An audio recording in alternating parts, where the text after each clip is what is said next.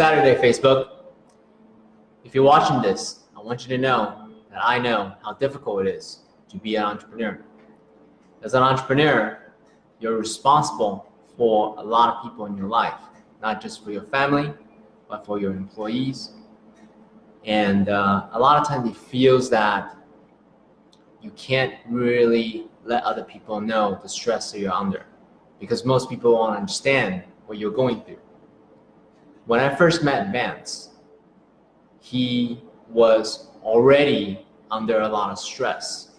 He felt like he couldn't really tell his wife, his children, his friends, his employees, the stress that he's under. So what happens is he went to therapy, he tried on SSRIs, it really didn't help solve this underlying stress that he felt as an entrepreneur. So there's a concept called psychosomatic stress. Because he couldn't really let go of the stress that he felt under as an entrepreneur, he started to develop these nervous tics that wouldn't just go away. Nobody knows about it except him. And because there's a lot of shame in actually having that nervous tics, he actually worsened the stress level that he experienced. So the thing that I want you to know that this is a phenomenon that's really difficult to talk about, especially outside of the entrepreneurial world. So from the work that we did together, I'm really happy that he not only was able to experience himself in a different way and let go of this stress, he was able to not be so attached from his self-worth, his identity, to the outcome of his business. So he was able to let go of that knot that he had. And from that untying of that knot, he was able to truly felt that this passion that he has for his business. Again, he was able to get a little closer with his co-founder. You know, there was this underlying stress, competition almost, to see who can outwork each other. And he felt guilty to have to go home to really take care of himself and his family. And now he's able to actually have a little bit more space, have a little bit more grace for the work that he did.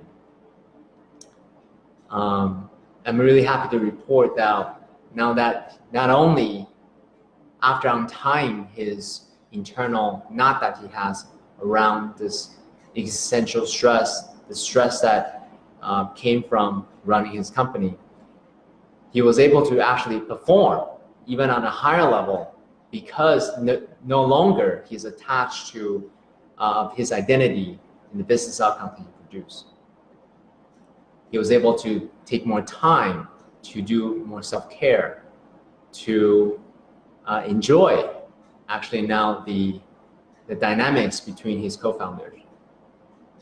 One of the things I'm really happy to share is he sat down with his co-founder the other day and actually reimagine what to build this particular business if we were to build it today.